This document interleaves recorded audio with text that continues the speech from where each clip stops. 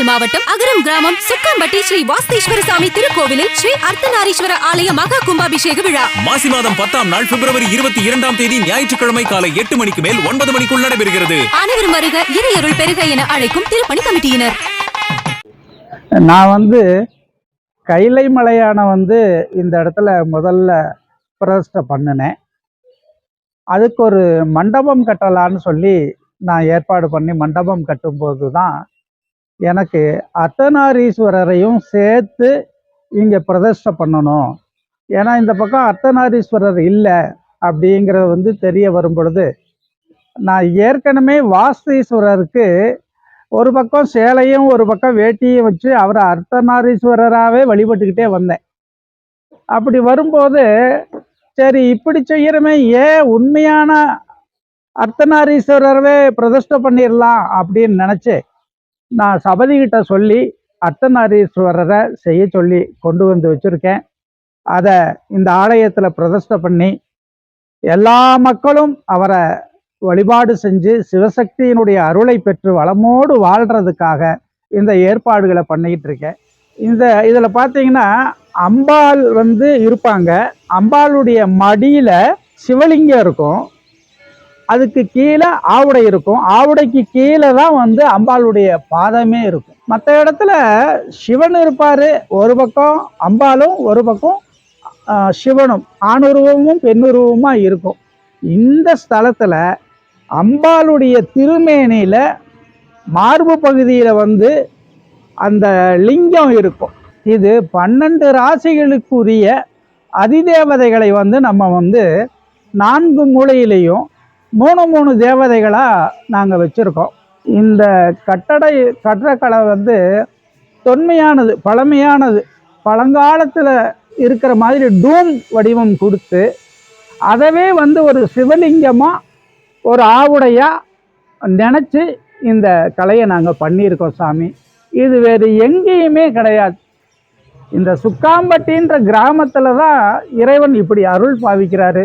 அது எங்களுக்கு மிகவும் மனசில் சந்தோஷத்தை தருது. சபதி அவர் இந்த இடத்துல ஆகம விதிப்படி இந்த கோயிலை அமைக்கணும்னு சொன்னார். அப்போ 8 பட்டையில் இந்த கோயிலை அமைக்கலான்னு தீர்மானித்தோம்.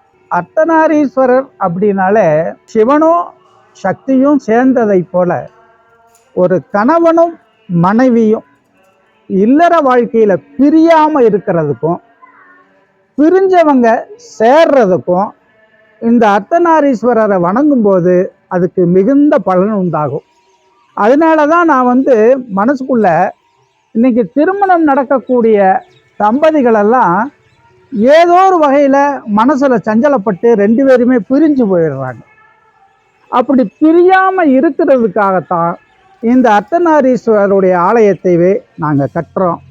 வரக்கூடிய அர்த்தநாரீஸ்வரருடைய கும்பாபிஷேகம் அஸ்வினி நட்சத்திரமும் பஞ்சமி திதியும் கூடிய அந்த சுபதினத்தில் மாசி மாதம் 10ஆம் தேதி பிப்ரவரி 22ஆம் தேதி காலையில் 8 மணியிலிருந்து 9 மணிக்குள்ள இந்த மகா கும்பாபிஷேகம் நடைபெற இருக்கிறது.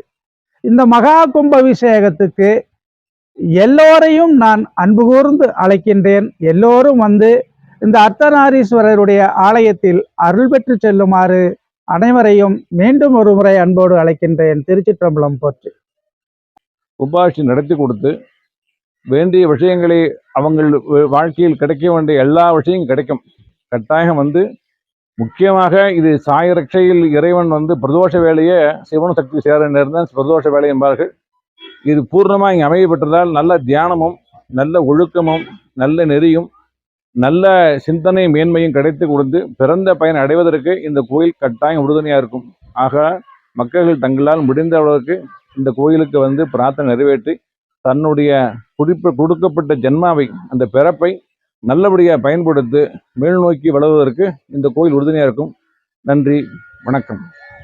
திண்டுக்கல் மாவட்டம் அகரம் கிராமம் சுக்காம்பட்டி ஸ்ரீ வாஸ்தீஸ்வர சுவாமி திருக்கோவிலில் ஸ்ரீ அர்த்தநாரீஸ்வரர் ஆலய மகா கும்பாபிஷேக விழா மாசி மாதம் 10ஆம் நாள் பிப்ரவரி 22ஆம் தேதி ஞாயிற்றுக்கிழமை காலை 8 மணிக்கு மேல் 9 மணிக்குள் நடைபெறுகிறது. அன்புடன் வரவேற்கும் ஸ்ரீலா ஸ்ரீ சுக்காம்பட்டி சித்தர் சுவாமிகள் சிவனடியார்கள் திருக்கூட்டம், ஊர் பொதுமக்கள்.